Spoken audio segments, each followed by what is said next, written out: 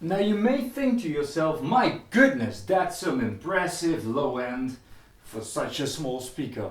And that's exactly how they were marketed back in the day, like a speaker that sounded way bigger than its size would make you assume. So the designer actually was part of a conversation with the designer when he was still alive. Very nice man.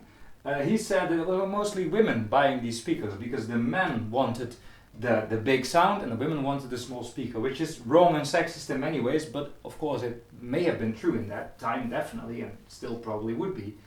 I'm sure there was many women who loved these things as a whole. I am not a woman, and I also don't love them at all. I think they are among the worst speakers we've heard here. So the idea is there's a little piezoelectric thingy here that picks up the vibrations of the speaker and then corrects them. And the idea is that it can push out way more low end than this speaker should be able to handle without it actually ruining the speaker. So it gets sort of controlled so it doesn't lose control, it doesn't flap out of its box. That's the idea. So it has two amplifiers built in, and one controls the woofer, the other controls the tweeter in the mid-range. And the woofer amplifier gets a corrected signal. So what pretty much happens is you get the oomph, and then the system goes like, oh shit, too much oomph, and corrects it after the fact. It works, it's quick enough, but it's still a ridiculous system because you're pretty much telling a woofer to not do what it wants to do, and that's exactly how they sound. They sound boxed in, they sound limited, there is oomph coming from that woofer, but absolutely no musicality, and they also sound like they've cranked up the bass on the amplifier and then told the woofer to behave. So you get this ridiculous combination of insane amounts of low end that are completely overpowering but have no musicality because they can't, it can't move freely.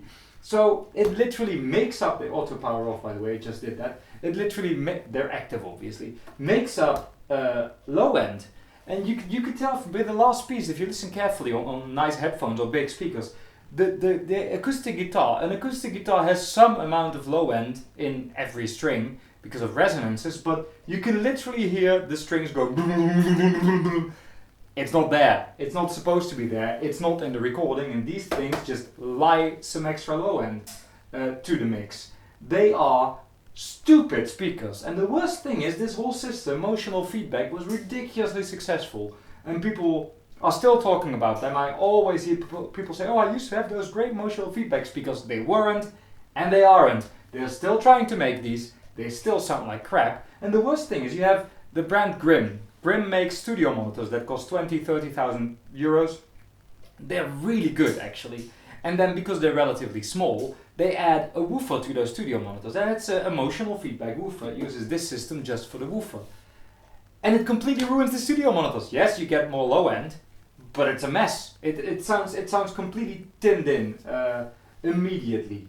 And the rest of the speakers just Philips. Yeah, it sounds a bit more woolly than a Philips usually does because of all the low end. But it's not particularly refined highs, it's not particularly open mids. The mids are alright, I guess, when you can hear them. The amplifiers that are in these, knowing how these units sound, are actually pretty good. They actually sound pretty okay. But other than that, these are just Philipses that would have been better off just being a little larger and just have a bloody bass board. And then just use the same tweeter, mid-range and woofer. I actually would like to compare these two Philipses from this era that don't have the motional feedback system, that are just a little bit bigger. Now there's loads of motional feedback speakers, and I've heard them all. There's a reason I talked to the designer of these. I've been pretty invested in the whole scene, even though I never liked the speakers.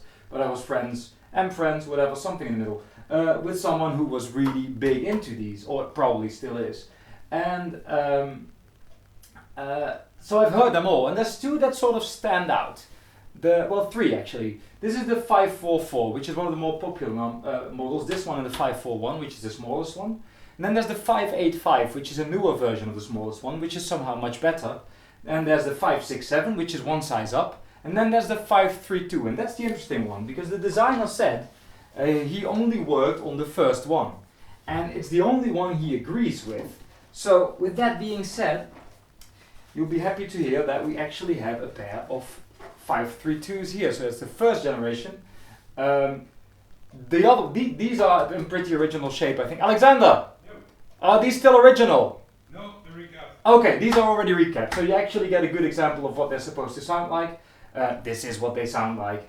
And the other ones are recapped too, right? Yeah. Okay, the other ones are too. So you actually get a good example. Reason he's in the kitchen, he's building my new kitchen. So this is awesome. I play with speakers, he builds a kitchen. So let's grab the others. This is the emotional feedback speaker, Philips 544, and they're horrid. And if you don't hear that, you really should go and listen to some live music, because that is not how any of the instruments are supposed to sound.